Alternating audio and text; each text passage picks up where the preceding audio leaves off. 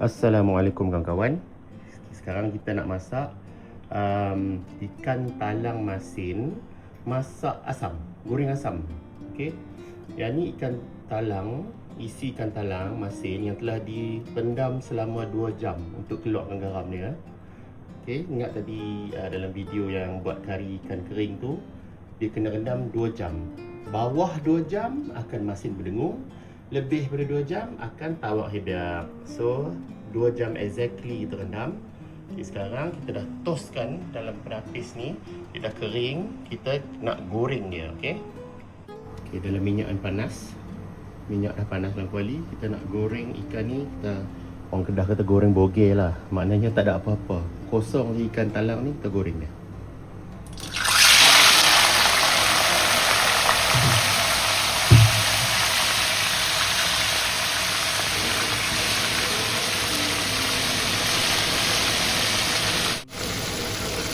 Balik-balikkan dia. Sama rata lah. Goreng ni bukanlah nak garing sangat, tapi macam nak bagi coating lah. Bagi apa, garing sikit je dia punya kulit luar ni. Okay.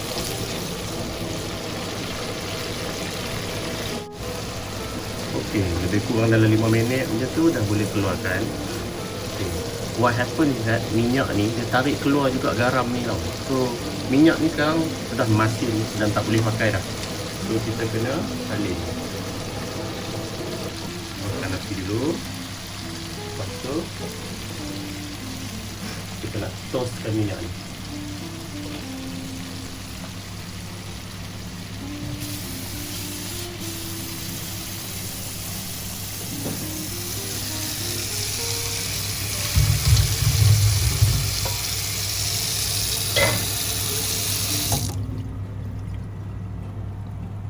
Okey, bahan-bahan tumis untuk ikan talang goreng asam ni. Bawang kecil, bawang besar, cili merah, halia muda, bawang putih, dan ni 2 serai yang telah diketuk. Actually nak berbuah apa pun boleh sebenarnya, asalkan nak bagi wangi masakan ni Sebab ikan talang kan busuk sikit. So kita nak bagi wangi, kita bubuh benda-benda aromatik lah. Okay, semua benda ni kita akan tumis serentak. Okey, minyak pun dah panas, dah berasap, mula berasap sikit tu. Akan masukkan semua ni.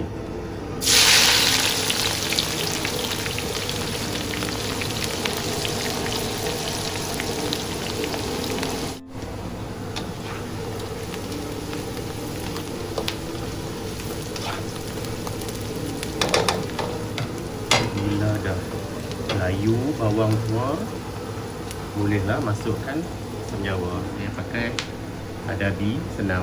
Mati asam jawa ni dalam 1 sudu teh saja. Sebab dia concentrated dia pekat masam. Kalau nak masam boleh tambah lagi, jangan buat banyak first time.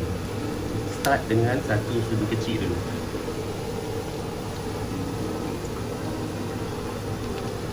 Dalam banyak ni lah. Ni saya pakai sudu besar, tapi sebenarnya ukuran ni sudu kecil.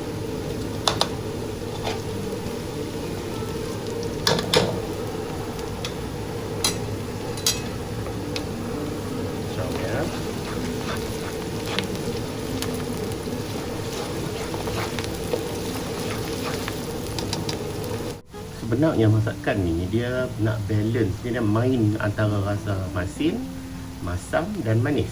Okey. Dan kalau nak adjust manis tu, kau kena pakai gula lah. Tapi kena pakai banyak. So saya tak suka gula banyak-banyak sangat. Saya memang kurangkan gula. So saya pakai ni equal. Equal ni selalunya orang kencing manis lah pakai, tapi boleh je dia pemanis. Okey, masukkan.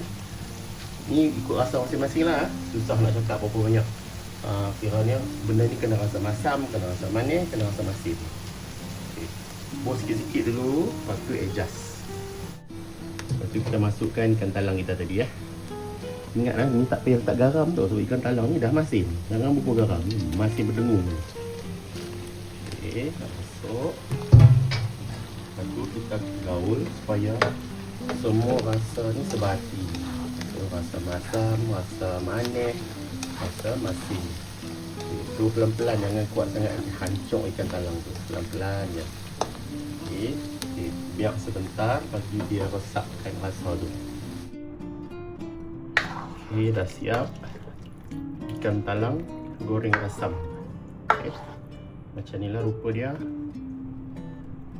Okay, rasa masam, masin, manis.